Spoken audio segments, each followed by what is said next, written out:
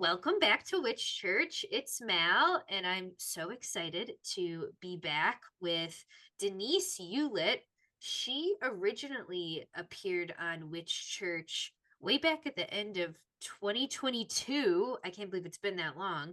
And we talked about Juno in episode 137, which I'll link below in the show notes if you want to check that out. But she's back, and we're lucky to have her back because she's going to be my guest on February's Big Three, which is our monthly podcast where we talk about the top three transits of the month ahead, plus the lunations. So technically, we'll talk about 5 things in the podcast to just give you guys a little taste of what is to come this month astrologically. So thanks so much for joining me for the Big Three for February, Denise. Aw, thanks, Mal. Thanks for having me on. Very excited to be back. Oh my gosh, I'm excited that you're back too. And not only are you back to the podcast, but you're back to Chicago, which is amazing that we can kind of be close locationally now. I know. So convenient. And well, since you haven't been on the podcast since episode 136, and we're in the 200s by now, Yeah. can you give a little introduction and maybe remind the listeners, yeah, like who you are, and we want to hear your story. How did you start getting interested in astrology? What was that like for you? Okay, well, maybe I'll start like here and work backwards a little bit. Um, well, Mal and I met when we were at the OPA retreat when we were both promising astrologers. And by now, what has changed between us doing our Juno podcast and now we're both certified with That OPA. is so We true. did Oh my it. God. Like, That's what I've really been working on the last few years was, working with our wonderful OPA, peer groups and getting that all put together. So, even though I've been studying for 20 years, I just feel like that was such a huge accomplishment. So I was literally a year ago that I got my certificate. So I'm feeling real good. So it's been fun. Yeah. oh, that's such a good thing to bring up. Yeah, and if anybody who's listening is a astrologer or wants to do professional astrology readings, both Denise and I would be happy to talk to you about the OPA certification process because it was such a great experience. And that's how we met. I mean, that's the Kind of greatest how part. we met. Yeah. Yeah, you network with other astrologers and you learn so much. I mean, when you can talk this language with somebody else, your knowledge just is exponential. So I started studying astrology 20 years ago, like the old fashioned way, just like with books before really people were really doing podcasts and YouTubes. And I was really fortunate. I was in St. Louis for all those years. And I was in an astrological association with 90-year-olds, like people who started the association in 1974 and like did it the old way, like brought speakers in and all this stuff. So it was really interesting to be there on that cusp of like, we were still sending out email newsletters and stuff like that. So then we were trying to like bring it around. So I do miss them. But it was a really interesting time, kind of that last gasp of learning the old way, like the Socratic method, like at the knee of these people, right? But now it's so fun to learn it so much quicker and faster. Like all of us can learn it so much more quickly, and we're connected to each other all around the world. So I've had an interesting journey of learning, in real time, but also learning with everybody virtually. So, and I'm glad we're participating in that process right now by doing this podcast. We're Oh, contributing to the knowledge, right? Everybody's going to learn. So, yes. Um, that's so fun. Yeah, I remember showing up to like a theosophical society meeting about astrology in 2019, and I was 23 years old, and I was the youngest person in the lecture by, I'm not kidding, I think 50 years. Like yeah. Isn't it it, cool? It's so but cool yeah, that no, like people don't realize because astrology is so popular, especially in the past 5 or 6 years. People don't realize this used to be like a retired person's hobby. Like young people didn't dabble in this and kind of the knowledge was passed on from person to person. The reason I'm kind of geeking out on this too is I am an English major, but I have a folklore minor, and that's literally how stories were passed on. Is like you just sat with people and you learned and all that. So anyway, yeah, how cool is it that there's still some of those people around, and then resuscitating the Chicago astrology group so people can meet in person. You know what I mean, and meet real life astrologers, you know? Yes, yes. And that's actually a good thing. Maybe we'll say this at the top of the episode, but if you are in the Chicagoland area on February 11th, Denise will be giving an in-person lecture about composite charts, which is sort of her specialty with astrology, is relationship astrology. And yeah, do you feel like that's still something like relationship astrology? You still consider it your specialty, Oh my Denise? goodness. Yeah, like I don't know how many of you guys are doing astrology on your phone or on the apps or whatever, but I'm constantly putting two charts together all the time for everything and everyone I meet. Doesn't have to be romantic. I'm always looking like, wait a minute, and I'll put it pattern recognition. I'll be like, I think I know someone, and I'll put them with this. And I'm always constantly looking at, synastry and also composite. I just really like relationship astrology is my bag. So Oh, I love that. I love that the composite chart is like your kind of like soul practice. So thank Denise you. Thank you. more on that February 11th. So come see her in person, and I'll put the link to that group in the show notes as well. But we can hop into February 2025. But first, also, we're dying to know your big three, Denise. Oh, my personal big three? Yes. I am like the United States of America. Just kidding. I'm Sag rising. I'm not a Cancer sun. That's the United States. I'm a Capricorn sun, and I'm an Aquarius moon, just like you. Or no, not like you, just like the United States. So yeah.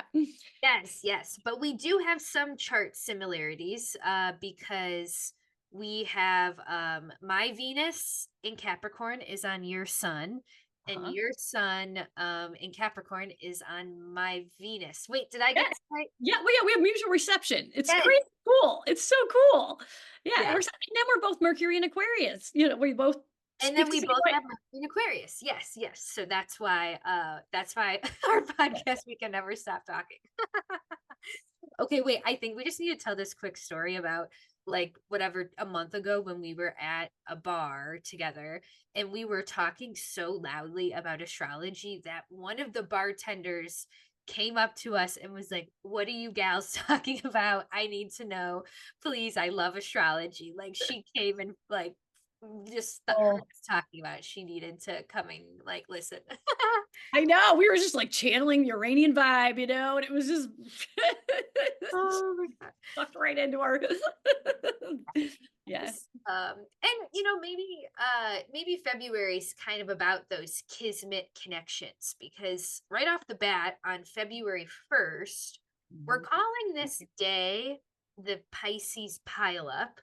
mhm. And it really is more like February 1st and 2nd. There's some really big Piscean moments because Neptune and Venus will be in the later degrees of Pisces, approaching both each other and the North Node in Pisces. So there's almost like this triple conjunction It's something else, between yeah. North. Exactly. Venus and Neptune are exactly conjunct at 27 degrees of Pisces and then 28 degrees of the North Node in Pisces. So it's incredible. With our The friend moon, the your moon. moon. Moon's in Pisces there too. But were you going to say Mars retrograde? No, no, your moon was in Pisces is what I was gonna say. Is that Yes, yeah, yes. yeah. I was thinking too, like, okay, Mars is in retrograde in Cancer, but like the water is still there. Like there's so much water at the top of this month. Exactly. Yeah. So what are we gonna do to embrace it, right? I know. Yeah, talk a little bit about maybe as a relationship astrologer, specifically Venus, Neptune kind of conjunctions. Like, what do you think that can bring up for us when it comes to the top of the month and relationships?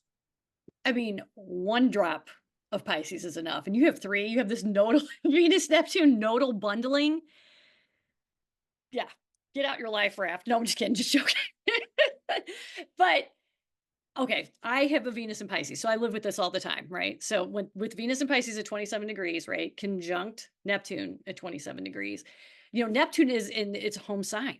It's been swimming there ever since it went in, so like we're used to that energy. So now we're bringing together the moon in Pisces to add, that emotional element to it, and then we're, Venus and Pisces, our values, like what we value, the arts and meaning and love and all those things, money, value, all that stuff, together with the North Node. So to me, it's like, what are we going to do with all this energy? What is our purpose? So what would be the purpose of the North Node in Pisces, right? To me, it's to connect, right? It's to merge. We're all one people. It's very altruistic, where there is no division. Now, that is a danger because, you need to have boundaries, but it's also amazing dream time to like dream beyond the suffering that we're feeling right now. Get beyond it. And how can we live in a more peaceful, loving way? So. Ah, totally. And I think there's been like just in our current political climate, at least in the United States, like there's a there's this tone of like very few wealthy people versus the vast majority. And even though the vast majority is wildly different, I feel there to be like an increasing like unification between that majority that kind of reminds me of Pisces. Like, Well, uh, yeah. we would be remiss if we did not talk about Christianity. Jesus is the biggest Pisces, right, of all.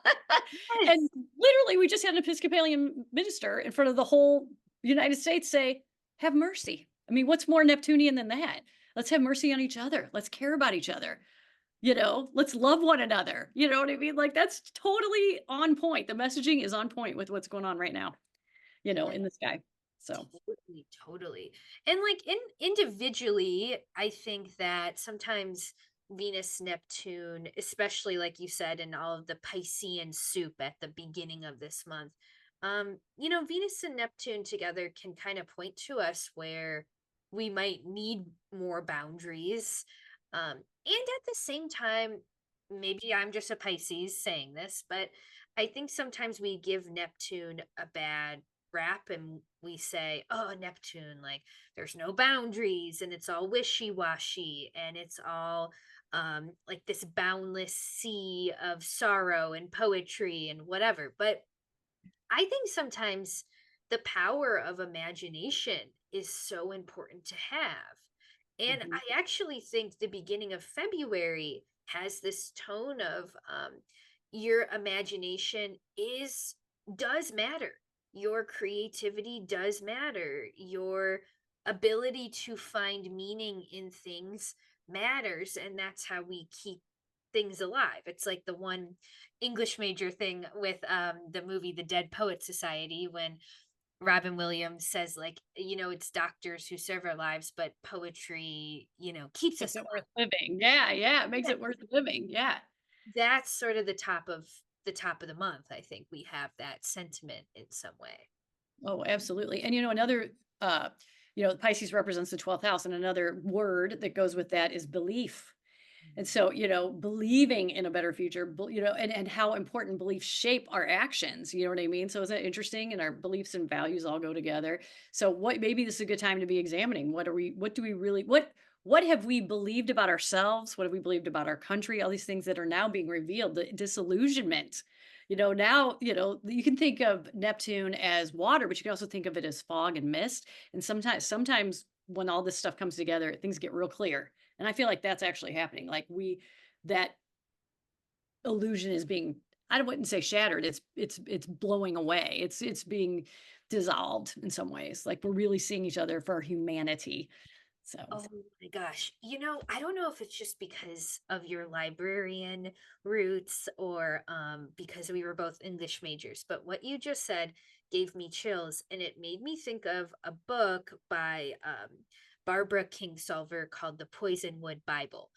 And I don't know if you've ever read it, well, I but did read it. I know that book, but I haven't read it yet. Yeah. well, and to be honest, I have not read it in years, but it just flashed in my mind so profoundly. I feel like I have to say, the book is kind of about this family of missionaries, white missionaries who I think travel to some African country to, spread the word of God or whatever, and things go very wrong. And, there's a lot of like reckoning with belief system and, kind of it feels like there's something like that in the air too at the top of February. Um, and that can be the shadow side of both, I think, Pisces and Sagittarius, the evil priest, I call it. And in traditional astrology, Pisces and and Sag are ruled by Jupiter, and Jupiter can be about our belief systems. So we're maybe examining where have our belief systems been bastardized in order to control us, and where have we veered so far from the truth that we're not even really even practicing the religion that we think we're preaching, right? No. Well, and to be literal again, the 12th house often represents the womb, because it's right before Aries where you're born, right? And look at the war over over women's bodies and all the reproduction. I mean, this is everyone is just talking about a common knowledge, you know what I mean? So that's in the zeitgeist as well. Interesting that, yeah. Well, okay, speaking of women's bodies, which I think, yes, is very much like a Venus theme in a lot of ways. What's funny is because February 1st and 2nd, we have the Piscean Pile-up, and then it's just 3 days later. Venus will move into Aries on February 4th. Um, and that same day, Jupiter will station direct in Gemini. Um, so, this is kind of a shift, a little bit of a shift out of such a heavily Piscean beginning of the month. And this then leads us into our second kind of quote unquote transit, which is kind of a 2-in-1 sandwich with that Venus ingress into Aries. And then Yeah, so think how elementally it's just all water, right? But then we go to fire and air. And we're talking big air, like, big hot air balloon Jupiter and Gemini, right? And then Venus in Aries where it's not super comfortable. You know, Usually Venus is very receptive, Venus in Pisces, but Venus in Aries is going to stand up for itself, you know. It's going to assert itself, its desires. So, being responsible for your desires is I think a big part of this. oh, that's so interesting. Yeah. And from a relationship standpoint, would you say Venus and Aries, like, is it kind of about standing up for like what you want individually, or what Well, would you? it's like the huntress, the hunter and the huntress. Like you're going after what you want, and or defending what it is that you believe because Venus is values, and things. So as well as love. So Yeah. I love this elemental shift. And to be honest, I just love that once Venus moves into Aries, she's in this sign based sextile with Jupiter, and eventually she will actually sextile Jupiter at some point in February. But even just that sign based sextile between Gemini and Aries, I actually think of it as like two little kids at the playground, like making. mischief. Yeah, yeah, like mischief, yeah, mischief making. It's like the teacher sees the two students on the playground, the Gemini and the Aries, and they're like, yeah, and they're like, oh shit, like what are they doing over there? Oh, Right? and they totally feed off each other. Yeah, like Yeah, yeah, mischief is an important part of the kind of collective reckoning, I think, in some way.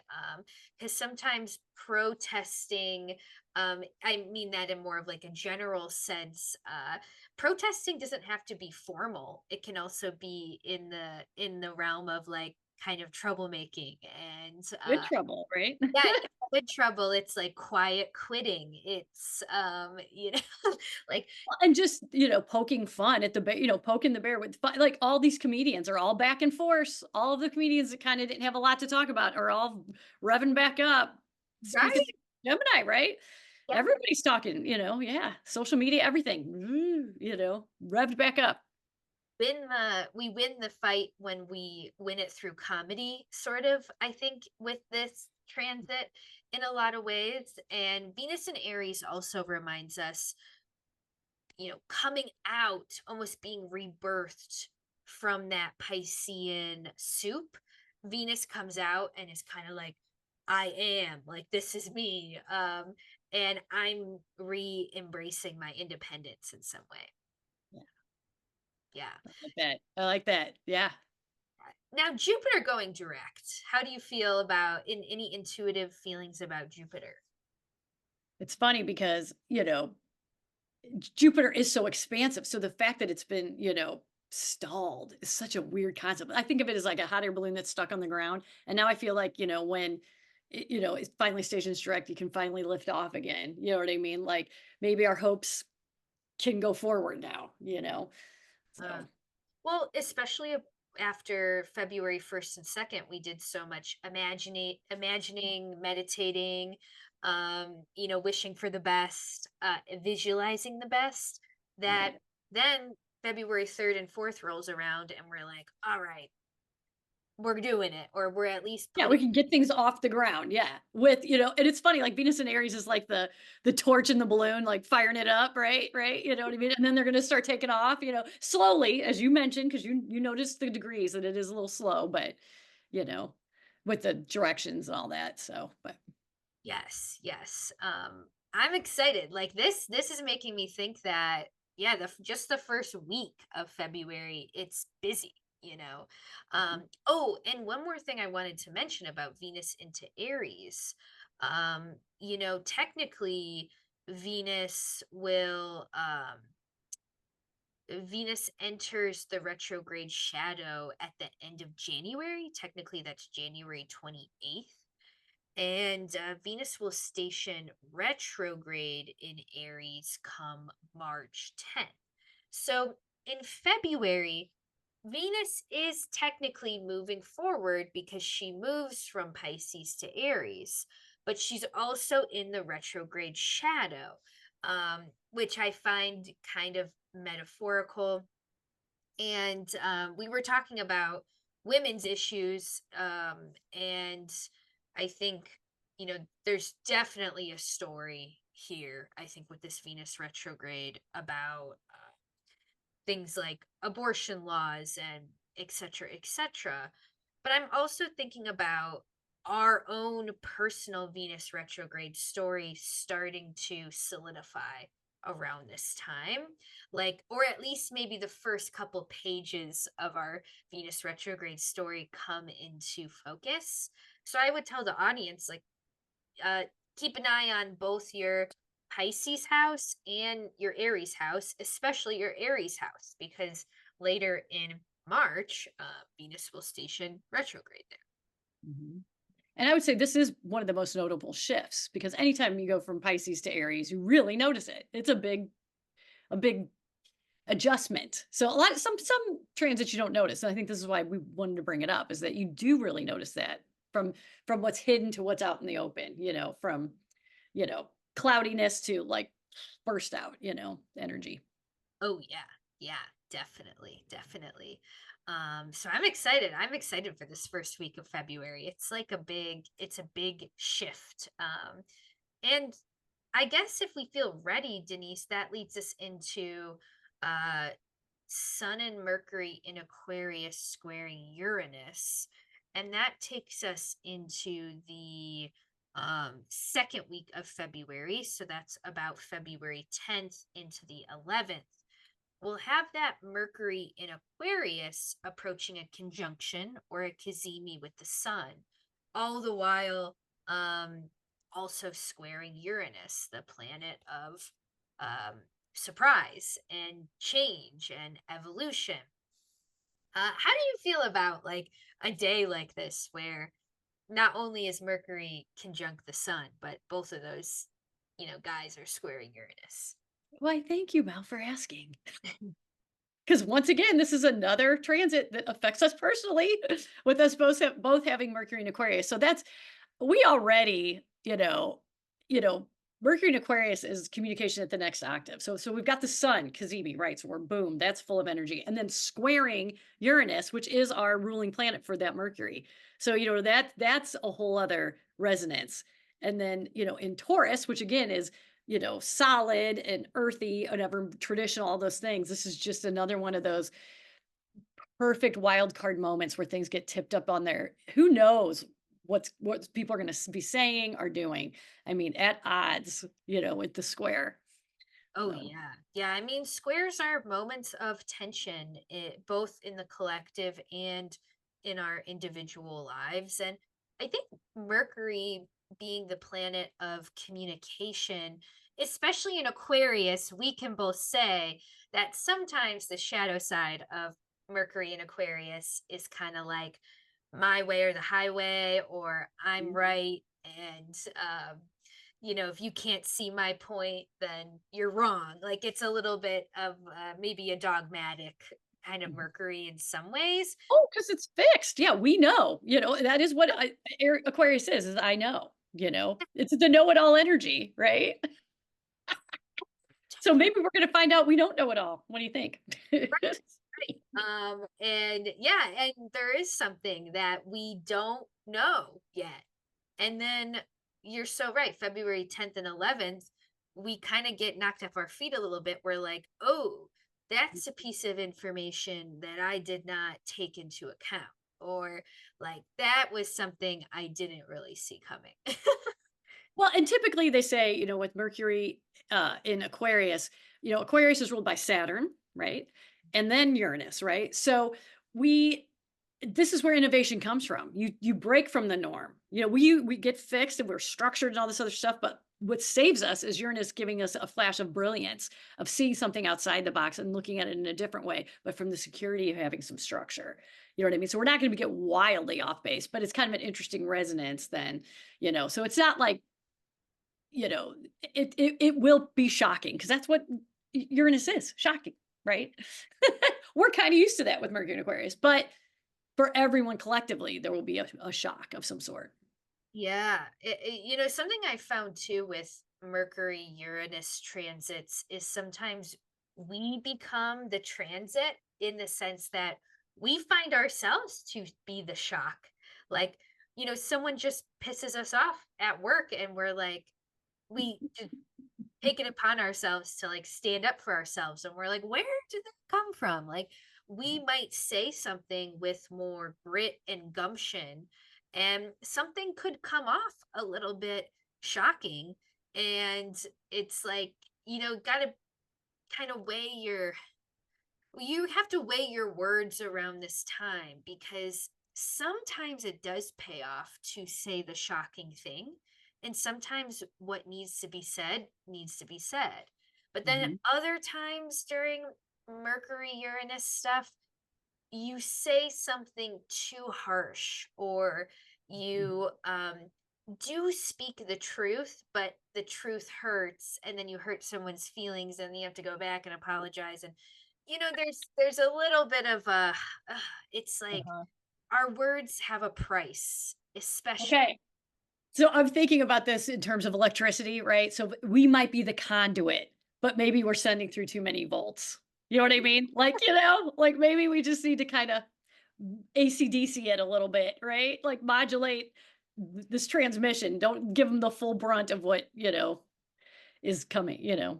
Oh, yeah, yeah, and maybe it's not a time to sugarcoat, but it's also not a time to be cruel, and we already have so much cruelty, that comes at us from, like, the media, and, I often think about how just, like, gross our words are that we use all the time, and, just on the news and, like, the things that we say about each other and blah blah Mhm, blah and the lack of empathy and like we don't need to contribute to that in the collective even more, right? It's Aquarius, so it's like be mhm. mindful of how your individual energy feeds into the collective energy. Well, you know what? Another thing about Aquarius, it's the 11th house of community and the audience. So maybe this is a reminder. Everybody, recognize your audience before Right. you. Right. Oh my god, it kind of reminds me this is reminding me of this past Thanksgiving. Guys, I won't sugarcoat it for you because I'm a Mercury and Aquarius, but my grandma, I really don't like her boyfriend. And we got into a bit of a political argument, me and this boyfriend, at Thanksgiving. And funny enough, he's an Aquarius, and then I have Mercury in Aquarius. Ooh. Everybody else in the family just kind of like ignores him and he just blabs a lot. But for some reason, I decided to kind of go at him a little bit at Thanksgiving because I just think what he was saying was such hogwash. But it didn't land at all. Like he didn't hear me, he didn't listen to. And then I walked away and I said, "Why did he do that? This guy's 90 years old. Like I that didn't go anywhere." So that can kind of be a Mercury Uranus transit too. Like Why put like, did that really pay off, or was there meaning and purpose in that, or was I just Hey, about deep? knowing your audience. Like, yeah, this dude is not open to his mind is not open. Yeah, Oh so my god. Yeah, yeah. And I'm very protective of my grandma, and this is my Italian grandma, and she's Cancer rising like me. She's Saturn and Pisces like me. We have an overlapping chart in a lot of ways. So sometimes I'm like, Grandma, uh, but, uh, and what's funny though, going back to the transits, the next day it would be February, let me see. So that Uranus Mercury stuff happens February 10th and 11th.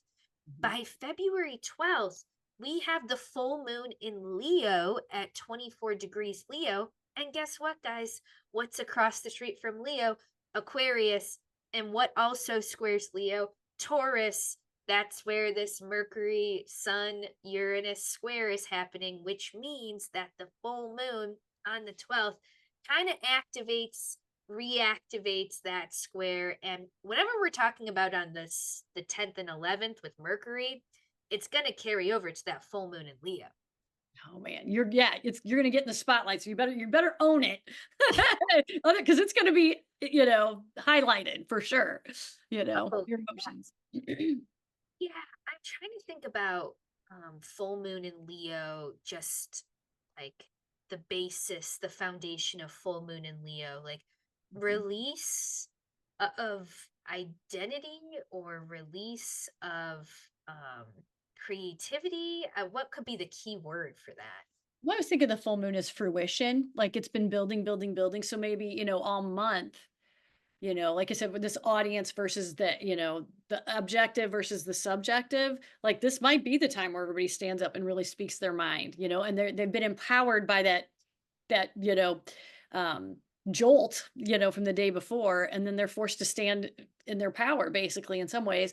And I was really thinking how interesting it is because the full moon, the moon reflects the sun, and here it is reflecting the moon, the Leo vibe, and so it's very, I almost feel like it's sort of double Leo in some ways, just because that reception, you know what I mean? It's like Oh, yeah. reflection of, so either people will be more subjective, or they'll be more willing to take respond. I don't know. Or more look at me. More maybe it's just putting it out there and just, putting themselves in the spotlight for whatever reason. So, Well, totally. And it's this, I think specifically the full moon in Leo is an interesting full moon because, like you said, the moon is in Leo, which is the sun's sign. And yeah. then the sun is in its detriment in Mhm. Aquarius, opposite of its. So this whole reflection, it's a little bit uncomfortable, and there's something uncomfortable for the sun and the moon having Yeah. to reflect in this way. Like they'd rather be opposite almost. I know. I got this weird vibe of like, how you can't look at the sun? It's just so bright, but you can see the sun's light in the moon, right? It's almost, I'm getting this weird Emperor's New Clothes, like, you know what I mean? Like everything's being revealed. Like there is no holding back. Like I kind of got this, like, it's all out there, kind of showman feeling, like showman, like there's no hiding. The sun is not hiding. You're really seeing the sun's, light in its reflection, so Right. I The get a little poetic the here, but Leo. you know, No, I have chills. I think you're right. Yeah, there's some things being revealed, and for some people it's uncomfortable, and especially those who might want to put themselves on stage. And I know we were thinking about a certain politician with a Leo rising. yeah, yeah, that was the thing. People with Leo risings are always on stage, and now the moon will be in their first house. So won't it be interesting to see who speaks up and who we're focused on, during that time, So Yeah. Yeah, it's so true. So very interesting full moon, I would say. Be prepared for some maybe emotional uncomfortableness, but I think at the end of the day something needs to come to fruition and be released, because you know, it's part of how the cycle is developing. And I know a lot of times we use the terminology of like ego, you know what I mean? So perhaps it's a loss of ego. Maybe it's like, you've been holding this the whole time and then now, you got to let it go. The whatever pride you had about a certain belief, maybe going back to the Aquarius ideas you had, maybe you just got to let it go and be like, nope, I was wrong or whatever it is. Some kind of release of whatever pride, emotional pride you might have had about something. Yeah, yeah. And I think it relates because by the end of the month, and this brings us to our next transit, which is on February 24th, sorry, the 23rd. No, the 24th. Mars will station direct. And Mars has been retrograde since, wasn't it around Thanksgiving? Yeah, it's long. This is a real long retrograde. Yeah. Let's see. Yeah, no wonder I got in a fight with my grandma's boyfriend at Thanksgiving. Yeah. So yeah, we've been in this Mars retrograde for a while. Originally, Mars stationed retrograde in Leo, then he backed into Cancer. So he will actually station direct in Cancer on the 24th. So just even with that in mind, I think it's profound to go into February thinking at the start of the month, Mars is still in retrograde, but by the end of the month, Mars is direct and also Jupiter's direct. Mhm. Actually, by the time we get to the Mars direct point on the 24th, everything is temporarily direct for a second. Oh, isn't it something? Yeah. For once, all systems go Also, slowly, as you said, but uh, forward motion. Yeah. uh, yeah, I mean, sorry, Venus will go retrograde come March 10th. So we'll have about from, let's see, February 24th through March 10th, everything will be direct. Oh my god. So the train will slowly be leaving the station and it's gonna lose a car. It's gonna lose Venus. It's gonna be retrograde, whatever, and then go on. Yeah. How has this Mars retrograde been for you, Denise? Like, what themes have come up? Well, it is interesting because it opposes my sun.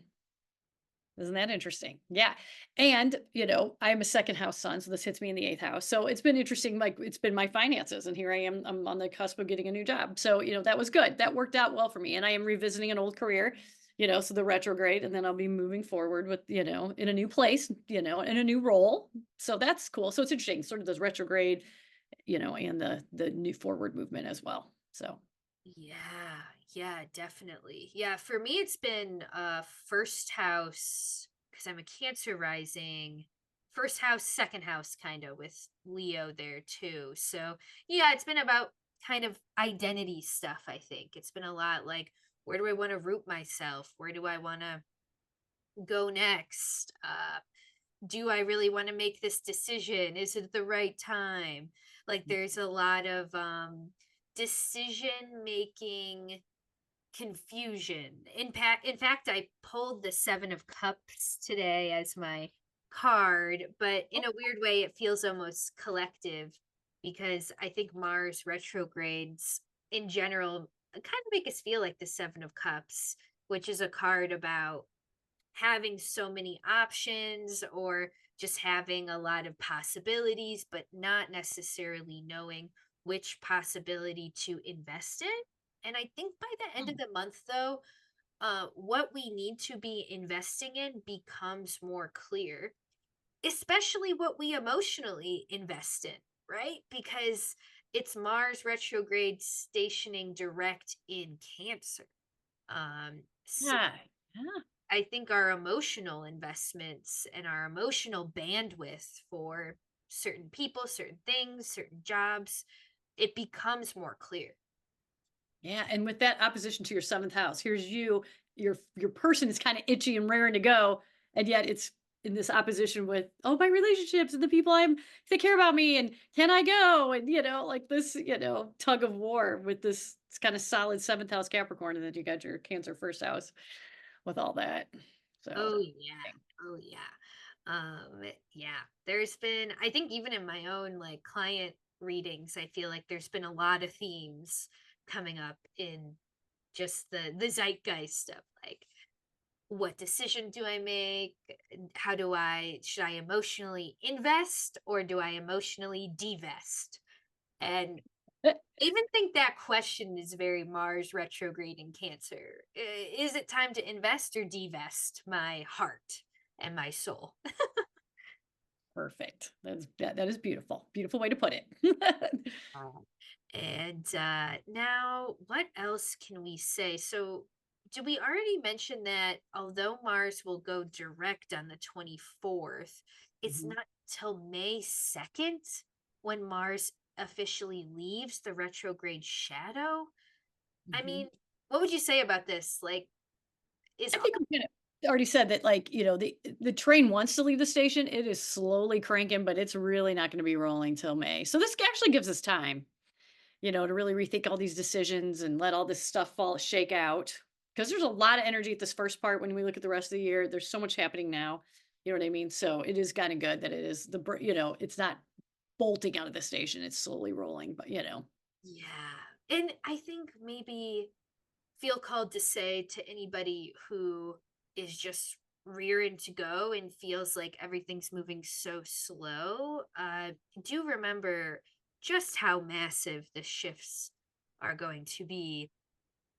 Really, once Mars leaves the shadow May 2nd, and then everything starts to change. Neptune, Saturn, Jupiter, and Uranus will then all move signs within the next like 3 months of that summer period.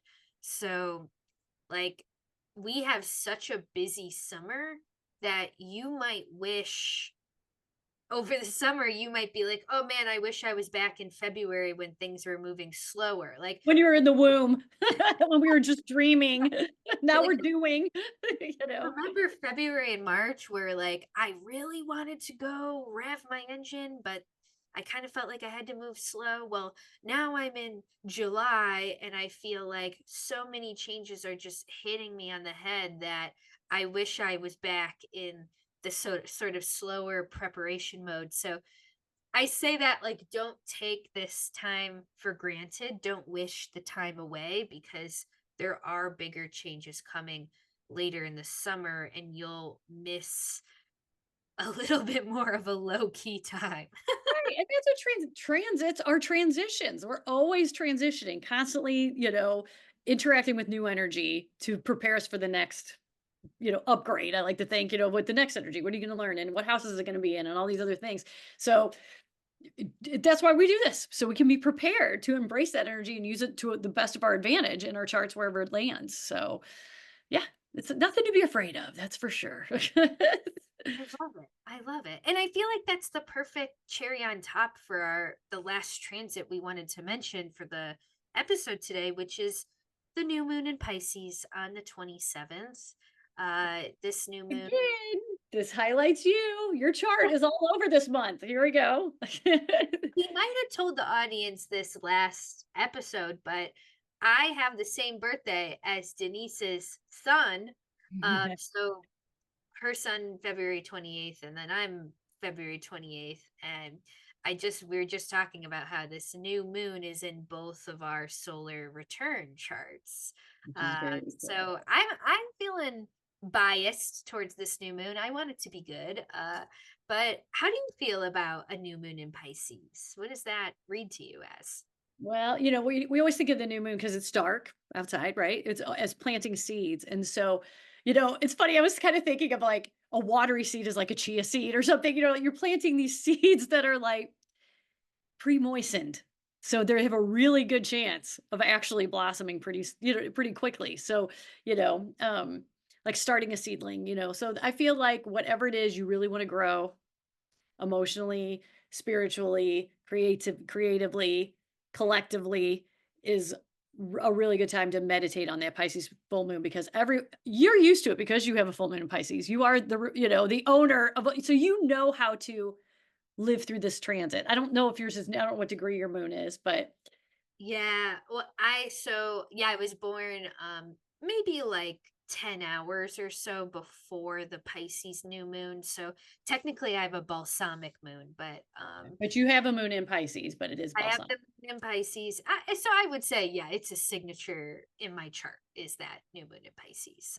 Well, I can relate to that because I'm a new moon in Aquarius, so I know what it's like to have a new moon so close to the sun. So what's kind of cool about that is that it is powered. It is going to be powered by the last rays of the Pisces sun.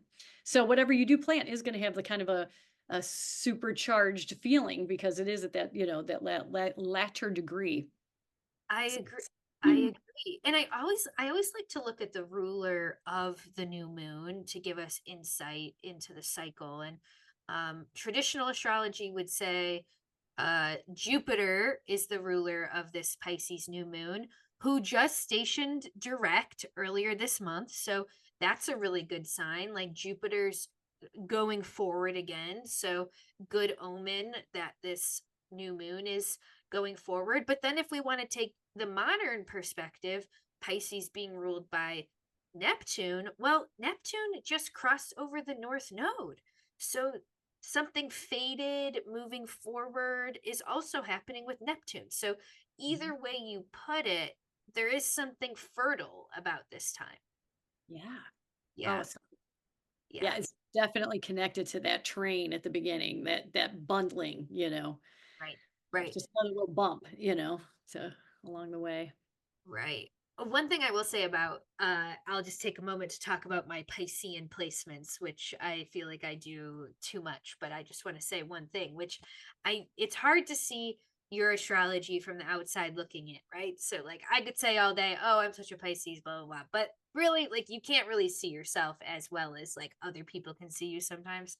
Mhm. And the other day I was just like having an issue and an interpersonal issue, and it was causing me anxiety, and I just was like, you know what, I'm just gonna pray about this. And it wasn't like I'm not like a Christian, it wasn't in like a like Jesus see kind of way, but I just was like, universe, like please help me resolve this. And I just like took like a really deep moment of prayer, and I do that a lot. And I'm like, you know what, that probably is the most Piscean part of me, is like I pray a lot, I talk to the universe a lot. And I say that because I think there is something about prayer that is involved with this new moon in Pisces on the 27th.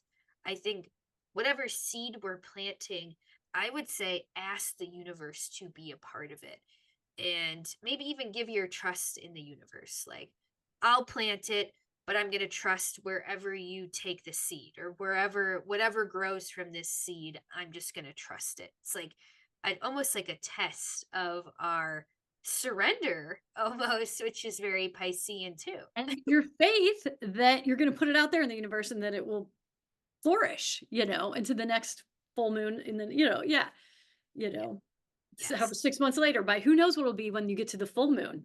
It'll be 6 months later. This full moon in Pisces. Isn't that something? So think about that. You're planting these seeds now. Maybe they'll come to fruition then, you know. Yeah.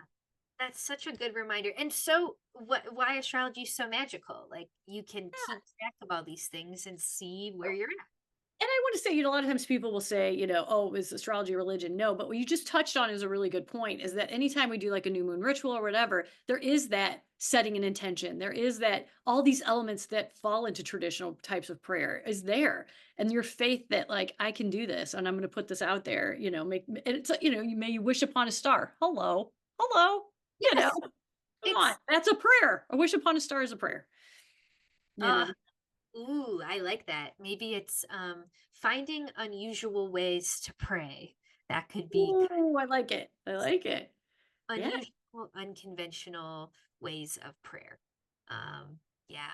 Oh, I'm excited. I'm excited for this month. I think it's a good one. I think there's some complex things, but also some real gaining of momentum. Like you said, it's not like it's an air balloon slowly getting its air back, slowly lifting off.